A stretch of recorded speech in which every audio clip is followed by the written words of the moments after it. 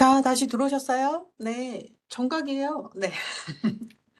제가 좀 상세하게 하다 보니까 어, 말도 조금 덧바르게 할 수 있는데 에, 첫 시간이라서 너무 이렇게 상세하게 했나 봐요. 지금 마음이 너무 쪼여요. 준비한 건 많은데 다 못할 것 같아서. 채팅으로 질문하시는 분들이 그래도 있으셔서 제가 쉬는 시간에 좀 더 기운을 얻었어요. 잘 준비했구나. 이런 시간에 이런 질문 하시는 게 맞습니다. 계속 질문 주시고요. 어, 진도를 앞서 나가셨어요. 이번 쉬는 시간 끝나고 설명할 것을 질문 주시는 분도 계셨고, 여러 가지가 있었습니다. 제가 아, 같은 고민하실 것 같아서 최대한 활용해서 설명을 드릴게요. 명단을 좀 봤는데 연령도 되게 다양하시고 직업도 또 경험도 많이 다양하시더라고요. 그래서 그냥 하나, 공무원 입장과 공무원의 세계를, 세금의 세계를 모르는 여러분 입장, 이렇게 이분법으로 해서 그 포커스로 해서 전달해 드리면 모두 다 만족하시겠지 하는 생각을 하면서 또 준비를 했던 게 있었는데 질문 들으면서 그런 생각이 좀 어느 정도 맞았던 것 같아서 아주 신이 납니다. 자. 11가지 개념 설명드렸고, 상속 재산을 구별하는 방법이 이게 또 킥이어서 요걸 좀 더 설명을 드리려고 그래요. 잠깐 말씀 이미 드렸는데, 뭐라고 드렸냐면, 우리가 알고 있는 부모님, 뭐 돌아가신 분의 그 재산, 그것뿐만 아니라 여기에서 우리가 모르는 재산이 있을 수 있다. 그게 있어서 총이라는 말이 붙었다. 요걸 좀 조심하셔야 된다. 말씀드렸는데, 그게 바로 추정이라는 게 중요합니다. 그걸 포인트로 설명을 드릴게요. 본래 상속재산은 돌아가신 분의 경제적 정산이기 때문에 다 들어가야 한다고 그랬어요. 물건이든 권리든 금전 가치가 있고 환산할 수 있으면 다 들어간다고 그랬기 때문에 일체라는 표현을 쓰죠. 대신에 가족이라고 그래서 그런 걸 다 파악하고 있는 게 아니어서 여러분들이 상속세 신고하실 때 그때 조금 참고하실 수 있는 방법을 이렇게 자료에 넣어드린 거예요.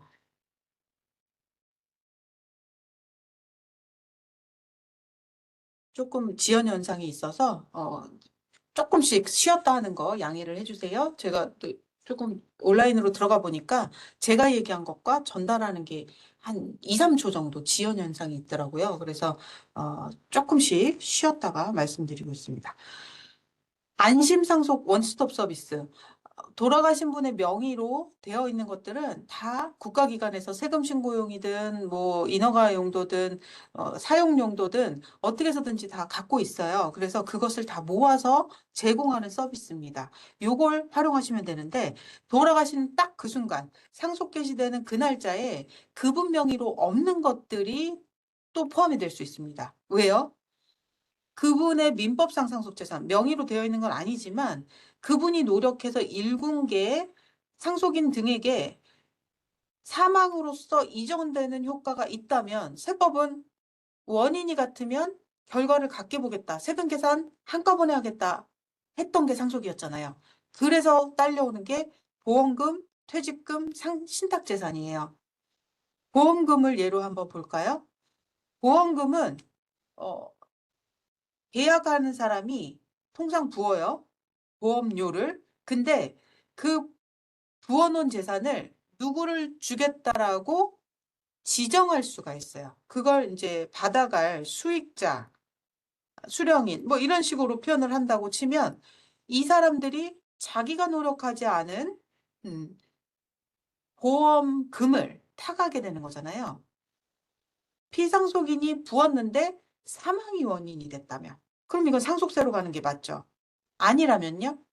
증여로 가죠. 그래서 상속세 및 증여세법인 거잖아요. 사망이 아닌 다른 원인으로 이런 이익을 봤다. 보험료 내지도 않고 보험금 탔다. 그러면 그때는 증여가 적용이 되는데 사망이기 때문에 상속이 적용이 되는 거죠.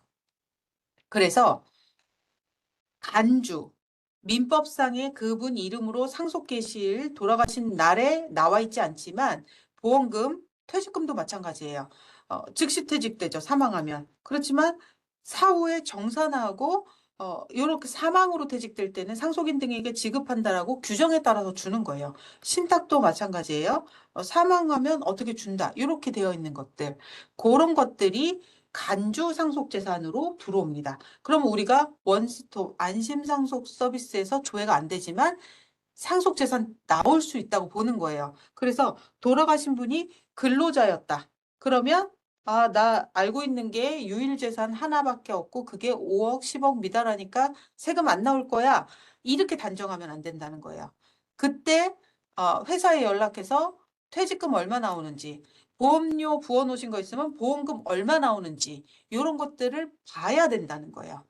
왜요? 다른 재산하고 합해서 상속세 계산에 얹어지는 순간 내가 예상했던 범위랑 달라질 수 있다니까요. 그게 간주상속재산.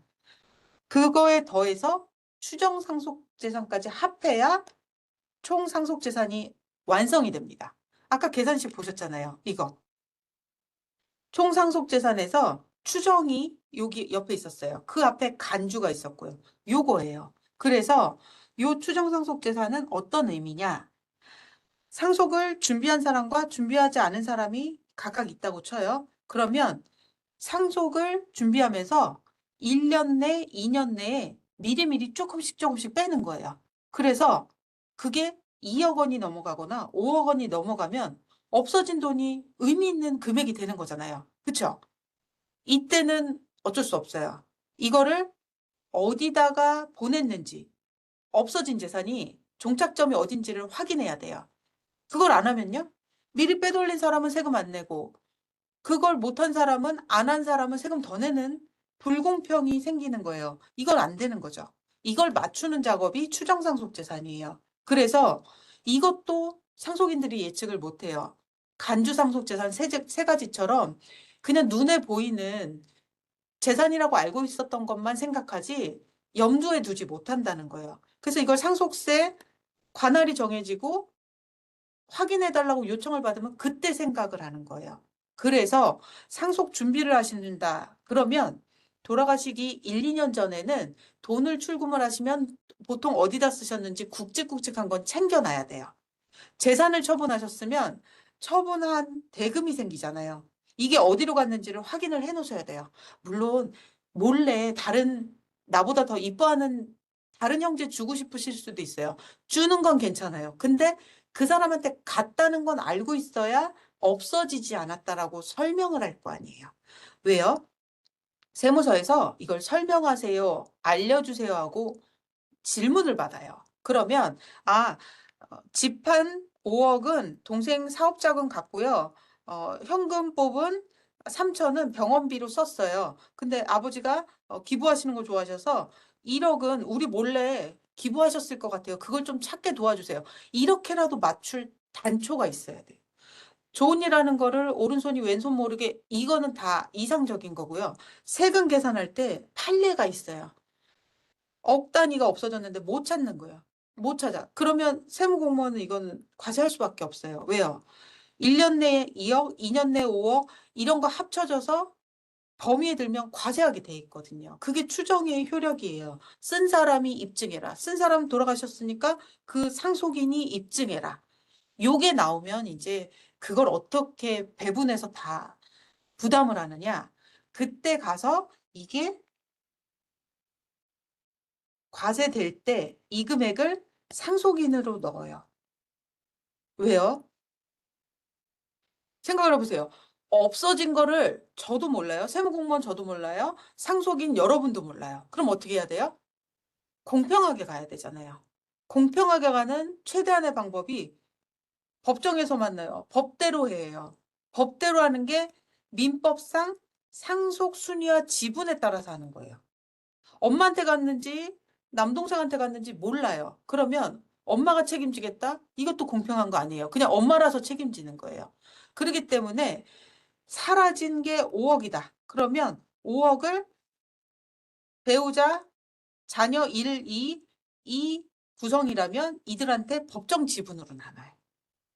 알고 있는 재산은 다른 지분으로 협의를 했더라도 추정상속재산 찾아내서 이게 나와서 과세하게 되는 것은 법정 상속지분으로 가요. 그러면 아까 말씀드린 거랑 연결해 볼게요. 최부자 씨 돌아가시고 배우자 있어요. 아들 1, 2, 딸 있어요. 그럼 아들 상속 포기했어요. 그러면 최부자 씨 재산 확인되는 것은 배우자와 이 아들 두 번째와 딸이 나눌 거예요. 나눴는데 아들 일은 참여 안 한다고 그랬으니까 안 나눴겠죠. 그럼 아들 일은 생각 없어요. 난 이 집 상속세랑 상관없다. 근데 추정상속 재산이 3억이 나왔어요. 이 3억은 배우자도 아들, 이 딸도 몰랐던 거예요. 이들도 배분 안 했어요. 세금 매길 때 가진 것도 없이 세금 계산에 더해지는 개념이 되는 거예요. 말을 안 하고 못 찾았으니까 누군가는 가져갔는데 그 사람을 못 찾는 것뿐이거든요. 그래서 세금적인 책임을 질 때 아들이 딸려 들어와요. 아들 일이. 왜요? 세법은 포기했어도 상속인으로 넣기로 했잖아요. 그러니까 3억에 대한 세금을 나눌 때만큼은 아들 1, 2, 딸, 배우자 4명이 책임지게 되는 거예요. 그래서 상속 포기했어도 상속세를 신경 써야 되는 경우가 생긴다. 맞나요? 틀리나요? 맞는 거예요. 예. 요걸 좀 가늠하는 게 상속을 준비하는 단계가 되는 겁니다. 그래서 어르신이 또 이제 서운하게 생각하실 수 있으니까 남의 집 얘기처럼 우리 친구는 뭐 그런 거 없는 줄 알았는데 상속세 조사받았대. 뭐 조사받으면서 뭐 이런 게 나왔대. 부모님하고 금전적인 얘기를 안 하다 보니까 몰라서 대응을 못해서 세금이 나왔다지 뭐야. 친구 줬으면 친구 줬다고 말을 하면 좋지. 이렇게 되는 거예요. 증여세 신고해놨으면 저희가 다 찾아드려요. 그 돈이 흘러간 게 계좌 타고 갈 수 있게 해주세요. 그러면 우리가 찾아낼 수 있어요. 세무공무원이. 근데 그렇지 않고 현찰 빼서 줬다? 가족들이 서운해할까 봐 현찰로도 줬다. 그러면 이제 답을 못 찾고 그 돈을 안 알려주고 준 거, 그거 서운한 거에 더해서 세금까지 나온다니까요. 그게 상속 준비가 될 수 있는 면이 있습니다. 그걸 좀 알려드리고 싶었어요. 나머지는 다른 데서도 충분히 들으실 수 있는 얘기예요. 상속세 계산하는 구조, 이런 것들을 한번 말씀드리는 이유는 사전증여재산 가산이 되는 것, 요게 있어서 상속준비 또 하나는 10년 내에 들어오지 않게 사전증여하는 게 세금 내시는 입장에서는 유리하다. 근데 돌아가시는 분 입장에서는 서운하다. 왜요? 언제 갈지 모르는데 빨리 달라고 너무 일찍 달라고 하는 면이 있어서 그렇다는 거죠. 비과세 이런 거는 전사하셔서 참전하셔서 사망하시는 경우에 뭐 그분 다 통째로 빼드린다. 재산이 남아있는 것을 성격 따라 본다인데 종중에 장손이어서 제사 지내고 힘들고 그거에 더해서 재산까지 금양 임야 선상까지 다 본인 명의로 돼 있다. 이런 거 걱정 안 하셔도 된다는 거예요. 이거 금양 임야 범위에 들면 면적하고 금액 범위가 있는데 요 범위에 검소한 형태라면 이거는 상속재산에 안 넣어요. 어쩔 수 없이 갖고 있는 거 우리 문화에선 다 아는 거잖아요. 이건 다 법에 들어가 있습니다. 그래서 2억 원의 면적 범위 내면 손산도 다 비과세하고 세금 낼 만한 걸로 골라서 과세한다. 이런 취지로 설명을 드린 거고요. 불산입은 출연, 공익 목적으로 좋은 데 쓰라고 좋은 데 주는 것은 그 뜻이 유지되고 실행되고 있다면 과세에서 빼드린다. 이런 뜻이에요. 자, 질문은 자유롭게 남겨주세요. 제가 또 설명드릴 거 다 하고 쉬는 시간에 한 번에 보고 설명드릴게요. 음, 공과금, 재산의 금액을 줄이는 그런 효과가 있어서 차감하는 것들이 있다고 그랬어요. 요거를 이제 학술적으로 설명드리지 않고 우리 체감하는 생활적으로 설명을 드리면 돌아가실 때 공과금 정산하고 가시는 분 없잖아요. 그러니까 남아있는 사람들이 정신을 차려야 돼요. 가시고 나서 장례 치르고 바로 확인할 것은 세금, 공과금, 고지서 없으면 다 연락해서 받는 것. 그래서 그것을 연체 지연금 가산이자가 붙지 않게 그렇게 하는 게 킥입니다. 왜요? 법에서는 이거를 며칠까지는 봐준다 이런 조항이 없거든요. 그래서 어, 좀 냉정하지만 돌아가신 그 상속계시일 그 날짜로 끊어요. 그래서 그 날짜에 그 금액만 인정하지 그 이후에 발생하는 지연 이자는 또 빼드릴 수가 없거든요. 그런 거를 좀 준비하시면 좋고요. 장례비는 500만 원에 증빙이 있으면 500만 원을 더해드려요. 그래서 증빙 확보하면 1000만 원까지는 세금 낼 때 빼드린다. 장지 마련한 것도 500만 원까지는 증빙이 있으면 정확하면 빼드린다. 이렇게 준비하시면 좋고요. 채무가 입증을 해야 되는 어려움이 있어요. 물론 은행에 있는 뭐 국가기관에 있는 이런 것들은 뭐 관계없어요. 저희가 조사하면서 다 거기 질문해서 공적인 서류 받아서 확인해 드려요. 근데 사인 간의 채무는 뭐 불편하시니까 가족들한테 얘기 안 하시고 아니면 뭐 정확하게 모른 채로 나중에 찾아와서 알게 되고 심지어는 세금 신고 끝난 다음에 알게 되고 이런 경우 있어요. 이런 게 있을 수 있으니까 연락처 다 돌려서 요런 게 있다면 요걸 정확하게 파악하고 정확하게 내가 상속인으로서 실제 부담하는지 확정을 지으세요. 그래서 안 갚으면 도저히 방법이 없다. 그러면 꼼꼼하게 설명하고 입증해서 어, 채무를 공제받자. 이렇게 접근하셔야 돼요. 그때 활용할 수 있는 자료가 계약서, 상대방하고 우리 돌아가신 분의 계약서, 그리고 상대방 채권자가 확인해 준 내용, 그리고 채무라는 게 그냥 막연하게 하는 게 아니잖아요. 뭔가 보증을 넣고 그리고 이자도 부담하고 할 거예요. 그걸로 실체를 파악을 하거든요, 공무원들이. 그러니까 막연한 채무는 없어요. 구체적으로 채권자가 도와주겠다는 의지가 아니면 어떻게 회수할지, 어떻게 이자 받을지 다 꼼꼼하게 따지잖아요. 그것을 확실하게 준비하는 거예요. 그래서 내가 그걸 이어받았다는 것을 입증해야 인정받을 수 있습니다.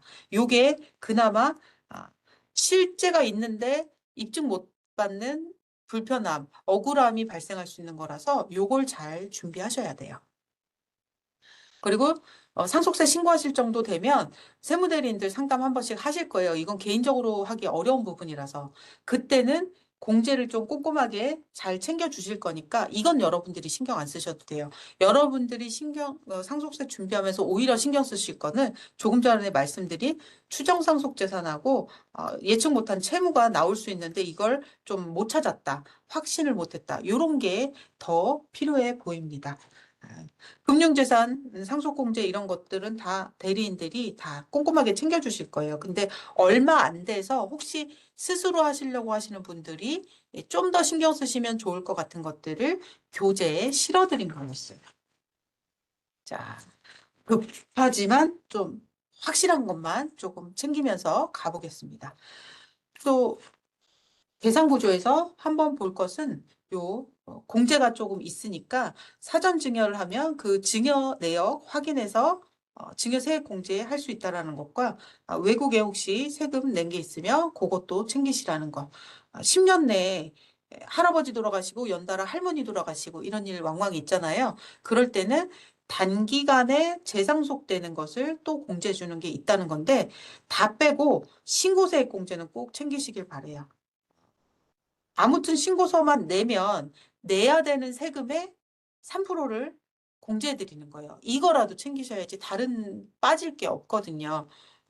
납부를 못 하는데요. 상관없어요. 납부하고 상관없이 신고서를 내면 3%를 공제받을 수 있는데 만약에 신고서를 안 내면 무슨 일이 생겨요? 그러면 가산세가 나올 수 있어요. 무신고 가산세. 그걸 피하기 위해서라도 신고세 공제는 꼭 기억을 해두시면 좋겠습니다. 지정문화재 같은 거는 예전엔 비과세였는데 갖고 있는 동안에 납부를 유예해주는 징수유예로 바뀌어서 넣어드렸어요. 혹시 그 전에 조금 알고 계신 분들은 차이를 확인하시라고 수록해드린 자료입니다. 자, 질문이 속속 들어오고 있습니다. 네, 쉬는 시간에 다 확인해 드릴게요. 이어서 증여세 보겠습니다. 상속세 어느 정도 감이 조금 오세요? 이게 감이 오시면 여기다가 이어서 어, 증여세를 조금 더 쉽게 붙일 수가 있거든요. 그러면 앞전의 상속세는 법의 원리와 구조, 이런 관점으로 설명을 드렸는데, 어느 정도 이해했다. 그냥 궁금한 것만 물어봐도 내가 답변 들으면 해결할 수 있을까?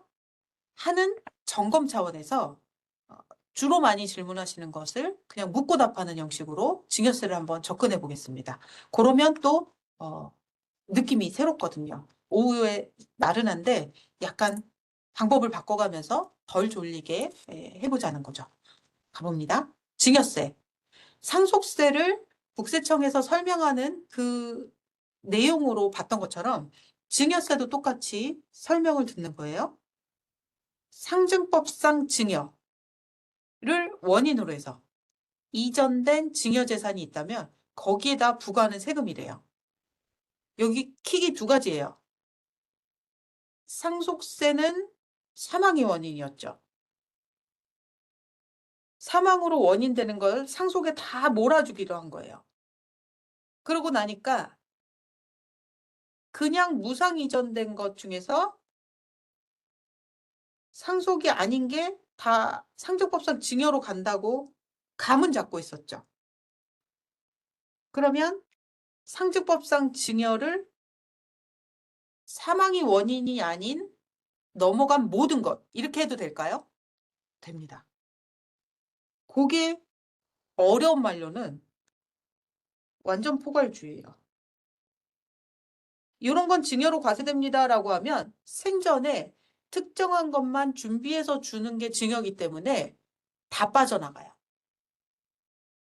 법에 다 써 있으니까요. 읽어보고 아 이렇게 하면 증여세 나오는구나. 이 방법은 피해야지. 딴 방법으로 줘야지. 이렇게 할 수 있다니까요. 그래서 세법도 방법을 바꾼 거예요.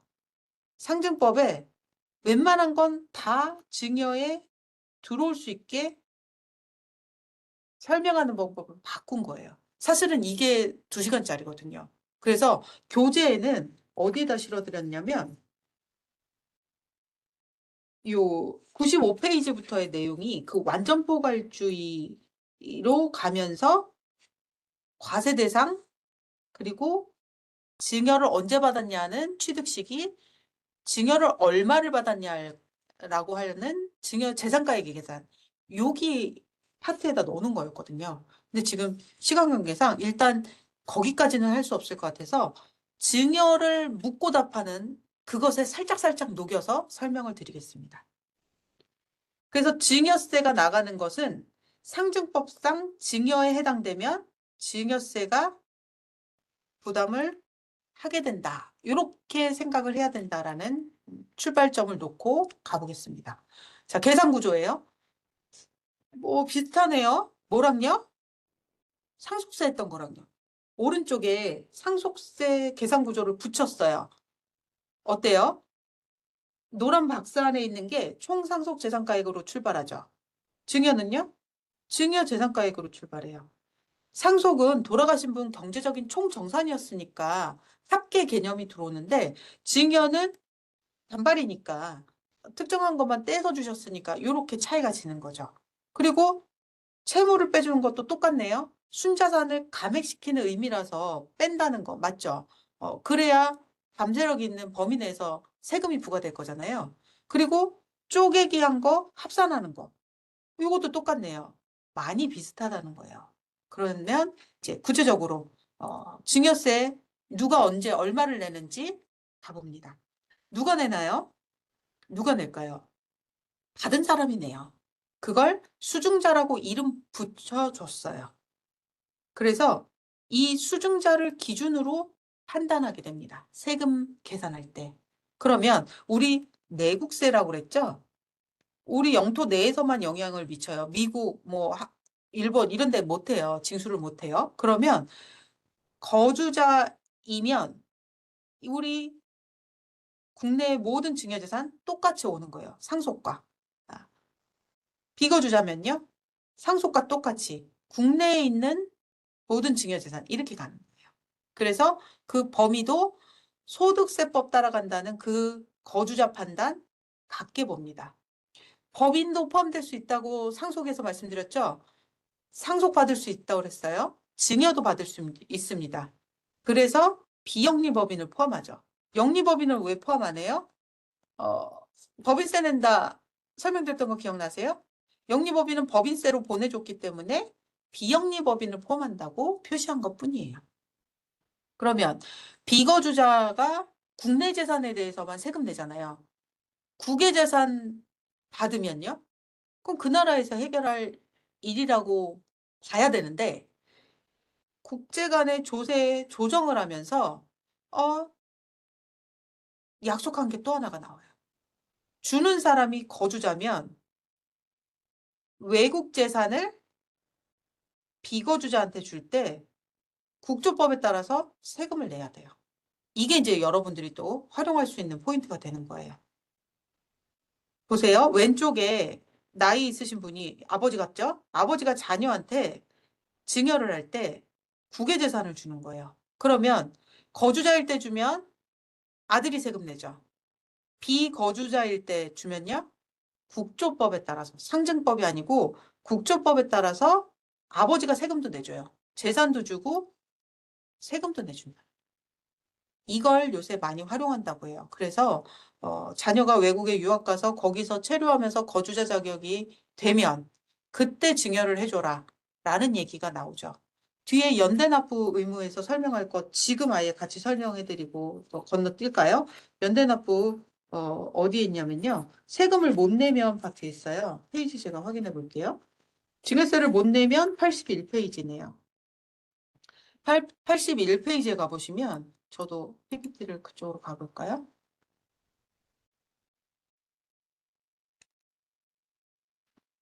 여기에서 보시는 것처럼 세금을 못 내면 연대에서 납부하래요. 그 중에서 3번이 비거주자예요. 여기는 아무 말도 없어요. 증여자가 거주자일 것, 수증자가 비거주자일 것, 둘 중에 수증자가 비거주자일 것만 써 있잖아요. 그럼 증여자가 어떤 위치든 어떤 재산이든 관계없는 거예요. 수증자가 비거주자라는 얘기는 결국은 국내 재산 증여받았다는 얘기고 이때 국내 재산이지만 증여자가 연대 납부할 수 있는 범위에 들어오죠. 그러면 비거주자인 자녀에게 증여를 해줄 때 국외 재산을 줄 수 있으면 애초에 증여자가 거주자로서 납부 의무를 국조법 따라 지는 거고 증여자가 연대 납부로서 도와줄 수 있는 범위가 또 하나 생기는데 받는 사람이 비거주자일 때 그 사람이 못 내면. 근데 1, 2번과의 차이 보이세요? 위에 1, 2번은 비거주자를 특정하지 않는 일반 경우예요. 징수 부족, 조세채권을 확보하기 곤란, 조세채권을 확보하기 곤란. 구별되게 색깔을 좀 나눠볼까요? 조세채권을 확보하기 곤란한 경우에 증여자가 연대 납부하는 경우가 있고요. 그렇지 않고 수증자가 비거주자라는 이유로 그냥 조세채권 확보 곤란 이런 단서 없이 세금을 연대해서 납부해주는 경우가 생겨요. 그러면 비거주자인 수증자는 국외 재산을 받든 국내 재산을 받든 증여자가 내줄 수 있는 범위가 법에 마련되어 있는 거예요. 그래서 요걸 활용하는 사례가 조금 많아지고 있습니다. 요거는 저희가 공무원 입장에서 적극적으로 컨설팅할 수 있는 내용은 아닌데 법에 명확히 나와 있는 부분이니까 그것까지는 활용하는 사례가 있다라고 힌트를 드리겠습니다. 자세한 거는 이제 본인 입장에서 그런 거를 도와주실 수 있는 분들하고 상의하실 수 있는 영역이 되겠습니다. 자, 그러면 누가 내나요를 지금 답을 얻은 거예요. 수증자, 받은 사람이 내는 게 원칙인데 그렇지 않고 증여자가 내는 경우도 있다. 언제? 네. 비거주자한테 국외재산 줄 때랑 연대 납부할 때 요런 정도만 기억을 하시죠. 그럼 언제 내나요? 받으면 내죠. 아까 뭐라 그랬어요? 이전된 때 부과하는 세금이라고 그랬어요. 그러니까 증여를 약속한 때 이렇게 하면 틀리는 거예요. 왜요? 민법에선 약속이기 때문에 계약만 해도 채권, 채무, 권리 의무가 생기는데 세법은 이렇게 안 봐요. 이 차이가 민법상 증여와 상증법상 증여의 차이가 되는 거예요. 재산이 넘어가야 돼요. 왜요? 수중자가 부담하기 때문에 담세력이 생겨야 돼요. 재산이 가야지 그걸 바탕으로 낸다고 보는 거라서 그래요. 그러면 언제 받았다고 칠까요? 이거 완전 포괄주의 때문에 좀 어려워요. 그래서 완전 포괄주의의 특성을 반영해서 구별해서 규정해 놨지만 이렇게 접근하시죠. 재산 종류별로 보는 거예요. 재산이 증여받은 재산이 등기 등록한다. 그러면요. 등기를 가져와야 받은 게 되죠. 엄마가 부동산 준다고 입버릇처럼 얘기해도 등기 안 넘겨주면 증여받은 게 아니에요. 세법상. 그래서 등기 등록을 접수하면 그때 신고하는 거예요. 신고납부. 부동산 같은 등기하는 재산. 그렇지 않고 주식이다면요. 주식이나 출자지분 뭐 비슷하죠? 이거는 원래는 인도를 받아야 돼요. 근데 증권을 아예 발행 안 하는 경우도 있잖아요. 그러면 그러한 경우처럼 인도받은 날이 불분명하다. 확인할 수 없다. 그러면 명부에 이름을 바꿔 쓰겠죠. 주주 명세에. 그걸 확인하면 돼요. 명의 개서인. 무기명 채권이면요. 채권이 종이로 있어서 이름 없이 그냥 유통되는 거 있잖아요. 그런 것들은 취득 사실이 객관적으로 확인되는 날을 따라가요. 네. 현금이라면요. 송금해 줄 거 아니에요. 그러면 주는 사람한테서 떠나서 받는 사람 계좌에 들어가면 인도가 되었다고 보죠. 그 날을 잡아오는 겁니다. 그때를 기점으로 그게 증여일이 될 거고 이날로부터 신고를 해야 되는 의무가 생기는 거죠. 얼마 내요, 그러면? 뭐 상속 증여세 세율 과다하다, 절반을 뜯어간다. 그 절반 내려면요. 30억 원 초과하는 분부터만 절반 내요. 1억 받았다? 그러면 10% 냅니다. 10%부터 50%까지 5단계 초과 누진세율로 각각 구간에 상응하는 비율로 냅니다. 이것도 신고를 하셔야 되는 게 킥입니다. 신고를 꼭 해야 돼요. 그래야 3%라도 할인받는 거예요. 안 그러면요? 가산세 나온다니까요. 가산세 좀 뒤에서 설명드릴게요. 신고 납부하는 방법은요? 현금 1억을 송금 받았어요. 언제? 2월 17일 날. 그러면 이 날짜부터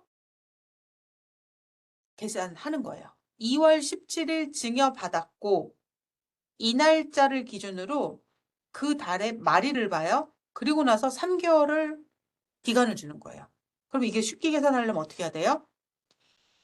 2월 17일 날 받았으니까 월만 봐요. 월을 3월을 더해요. 그러면 5월 말일. 아무튼 그 달의 말일이 되는 건데 계산해 보니까 토요일이에요. 그럼 어떻게 해요? 전날 내야 돼요? 아니에요. 이날 받아야 되는 공무원이 일을 안 하니까 근무하는 날로 가는 거예요. 공휴일이 거듭되다가 근무일이 시작되면 그 날짜까지 연장해 드립니다. 이거 자동 연장되는 거라서 뭐 신청 안 해도 돼요. 그렇게 여유 있게 생각하시면 되고 신고를 안 하면 20% 여기 하단에 있는 무신고 이게 가산세로 붙어요. 그래서 부동산 받고 현금 없어서 어차피 납부도 못 하는데 신고하면 체납이 더 빨리 생기는 거 아니야? 이렇게 생각하시면 안 돼요. 세금이 더 많이 나와요. 세액이 1억이 나왔다. 그러면 20% 2천만 원이 가산세로 붙는 거예요. 어마어마하죠. 신고는 꼭 하셔야 됩니다. 그리고 신고세액 공제 3% 받잖아요. 네. 납부를 못하면 납부 못하는 것에 대해서만 1년에 8% 정도 이자가 일할 계산돼요. 못 낸 일수만큼만. 그러니까 다 못 내면 어떻게 해야 돼요? 일부라도 내야 됩니다. 낼 수 있는 만큼 최대한 내는 거예요. 이게 가산율이 좀 높아요. 이게 제재 성격이 있어서 그런데 그러니까 일정 카드 수수료를 내더라도 조금 낼 수 있는 만큼 최대한 내고 안 되면 분납이나 1천만 원 초과하면 분납도 할 수 있거든요. 그러니까 요걸 최대한 활용해서 낼 수 있는 만큼 많이 다 내고 못 내는 걸 적게 줄여놔야 돼요. 왜요? 못 내면 이렇게 준 사람이 연대해서 납부할 수도 있지만 우리 거주자들은 징수를 할 만큼 해보고 부족해야 그때 준 사람한테 연대 납부를 지우거든요. 그래서 납부도 꼭 신경 써서 해야 됩니다. 근데 연대 납부를 할 상황이 안 되는데 증여자가 대신 내주면요? 이거는 추가 증여로 봐요. 이것도 조심하셔야 돼요. 그래서 연대 납부 의무 범위에 들어갈 때 대신 내주는 거지 그런 범위가 안 되는데 대신 내준다. 이거는 또 증여세를 한 번 더 내야 되는 경우가 생깁니다. 지금 이게 몇 페이지죠? 83페이지에 있는 게 비거주자인 자녀에게 거주자인 부모가 증여해주면서 증여세도 내주는 케이스, 딱 그 케이스예요. 그래서 요걸 국세청이 답변한 게 있으니까 이러한 사례를 활용하실 수 있다면 증여도 해주고 세금도 내주고 요런 킥으로 활용하실 수 있겠습니다. 지금까지 설명드린 것을 홈택스, 집에서 하는 텍스다 그래서 인터넷에 입력하는 방법으로 신고하는 사이트가 있어요. 이렇게 들어가서 미리 한번 자동 계산도 해보고 모의 계산도 해보고 이렇게 하면서 준비를 하실 수가 있는데 들어가서 재산가액을 넣는 순간 현금이 아니라면 이제 머리가 아파지는 거죠. 왜요? 현물을 금액으로 만들어야 돼서요. 그래서 제가 오늘 굳이 3시간의 평가까지 해봐야겠다 도전하게 된 거예요. 여러분들이 증여세를 간편하게나마 조금 인터넷 활용해서 신고하시려면 평가도 조금은 알고 있어야 시도를 하실 수가 있어서 그걸 이어서 다음 시간까지 설명을 드려보겠습니다. 세금 홈택스에서 입력하면 이렇게 법정 서식으로 출력해서 본인도 보관하실 수 있고 세금 신고하실 수 있으니까 한번 테스트로라도 설명 들었을 때 내가 이해한 게 진짜 세금 신고하는데 활용이 될 수 있나, 뭐가 더 필요한가 이렇게 검증하실 때 들어가 보시면 좋겠습니다. 증여세 신고할 때는 가족관계 그리고 증여재산 그리고 채무가 있다면 그 채무에 대한 것 그리고 사전 증여를 합산해야 하기 때문에 합산 대상이 되는 그 증여재산을 먼저 파악하고 신고해야 되는 게 또 킥인데요. 이걸 어, 늘 기억하고 있을 수가 없잖아요. 그래서 홈택스에서 증여세가 있었던 것, 이미 신고해 놨거나 세무서에서 결정해 놓은 것을 조회해 볼 수가 있어요. 그래서 요것을 홈택스라고 네이버나 포털에다가 검색하시고 그 사이트로 옮겨가신 다음에 증여세 결정정보 조회라고 검색하셔서 그 해당 페이지로 가면 세무서에 결정되어 있는 거를 받으실 수가 있거든요. 그걸 받아서 활용하시면 돼요. 분납하시는 범위도 참고하시라고 기재를 따로 해드렸습니다. 여기까지가 여러분들이 그냥 단답형으로 물어봤을 때 그 건에 대해서만 대략 대답하면 전달해 줄 수 있는 범위예요. 어떠세요?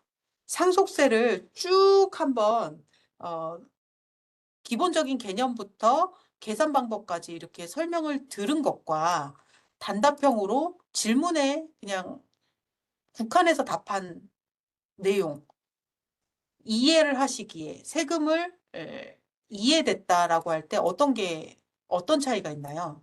조금 앞에서 기본 개념부터 설명해 드린 게 감이 더 오고 한번 훑어봤다 이런 느낌이 들지 않으세요? 그래서 증여도 조금 그렇게 도움을 드리고자 교환을 넣고 교환에다가 여러분들이 궁금해하실 만한 것을 국세청에 질의해서 답변받거나 아니면 개별 사례로 소송까지 다툼이 있었던 그런 주제가 있는 것들을 예시로 담아드린 거예요. 일단은 요걸 교환으로 참고하실 수 있게 충분히 넣어드렸고, 아주 핵심으로 안 하면 정말 안 되는 개념이 121페이지에 합상과세라는 개념이 들어와요. 122페이지에 있네요. 그걸 5분만 설명 더 드리고 쉴게요. 지금 40분이라서 혹시 조금 이미 허리가 아파온다 이러시는 분도 계실 것 같은데 합성과세는 너무너무 중요해요. 요거는 빠르게 설명을 드리고 쉴게요. 우리가 상식으로 알고 있는 그거예요. 10년 만에 한 번씩 증여해 줘야 된다. 안 그러면 합산해서 세금 많이 나와. 이게 일반인들이 준비하는 증여예요. 매일 보는 친한 사이 가족이니까 증여를 해주지 모르는 사람은 증여 안 해주잖아요. 그러면 쪼개서 준 사람은 그냥 쪼갠 걸로 세금 계산하면 무슨 일이 벌어져요? 단위가 작아져서 아까 말씀드린 초과 누진세율에서 세율이 떨어진다니까요. 한 번에 주는 정도만 씨, 이거 네이밍도 되게 신경 쓴 거예요. 정도만 씨는 법대로 원칙대로 하는 분이어서 그냥 10억 원을 한 방에, 그럼 30% 세율. 꼼수 씨는 쪼개요. 세율을 딱 보는 순간 쪼개자. 20%로 낮춰요. 더 부지런한 10%로 낮추겠죠. 이런 조그만 부지런에 세액이 이렇게 차이가 난다. 그러면 이거 세금 낼 사람 있어요? 6천만 원 차이 나요. 하루만 더 고생한다고. 이건 안 되죠. 형평이 깨지는 거예요. 이것 때문에 이렇게 법을 어렵게 만드는 거예요. 10년을 바라봐서 같은 사람이 동일한 증여자로부터 받은 가액을 합치는 거예요. 그래서 계산을 하고 먼저 세금 낸 건 빼주는 방법으로 조정을 한다는 거죠. 그러면 누구를 합쳐요? 동일인. 동일인은 뭐예요? 제가 여러분들한테 ABCD 한 명씩 주면 ABCD가 저를 바라봤을 때는 동일인이지만 제가 여러분들을 바라보면 동일인 아니죠. 이런 개념이에요. 사람이 같아야 돼요. 준 그 자가. 법인이 줄 수도 있어요. 두 번째 Q&A. 법인도 동일인 봐요. 근데 아버지하고 할아버지 동일인 왜 물어봐요? 아버지하고 어머니를 같게 보기 때문에 동일인 판단이 들어가는 거예요. 그래서 뒤에 그림을 봐요. 수증자 여기 내가 있어요. 나를 기준으로 아버지한테서 피를 받고 어머니한테서 피를 받잖아요. 이렇게 되면 나의 직계 존속으로서 아버지와 어머니가 동일인이에요. 배우자, 지간. 근데 계모는 동일인 안 봐요. 내가 아버지를 타고 가야 되기 때문에 동일인 안 봐요. 요게 조금 헷갈리는 거예요. 어, 법이 들어올 때는 취지가 재혼 가정에 소득공제 인정하는 것과 또 형평을 맞추고 조금 이렇게 재혼 가정에서 증여하는 것을 장려하게 동일인 보지 않는다. 이렇게 들어왔어요. 그래서 헷갈리는 것은 부자지간은 동일인 아니다. 부부지간인데 재혼 부부는 그 전자녀 입장에서는 동일인 아니다. 이렇게 보는 거예요. 그럼 만약에 사망하면요? 10년이나 기간이 되기 때문에 그 중간에 바뀔 수 있어요. 이혼, 사망 이럴 때는 보지 않아요. 왜요? 지금 이번 증여 받을 때 그 전에 받은 게 그 중간에 이혼, 사망 발생했다는 거거든요. 그러면 이 관계가 끊어진 것으로 보기 때문에 동일인으로 보지 않고 합산하지 않는다가 핵심입니다. 합산배제 증여재산 이런 건 일반 증여에 나오지 않으니까 이런 게 있다더라 정도 생각하시면 되겠습니다. 자, 시간이 많이 지나서 잠깐 또 쉬고 정각에 증여재산 공제 조금 더 설명드리겠습니다. 잠깐 쉬시고 오세요.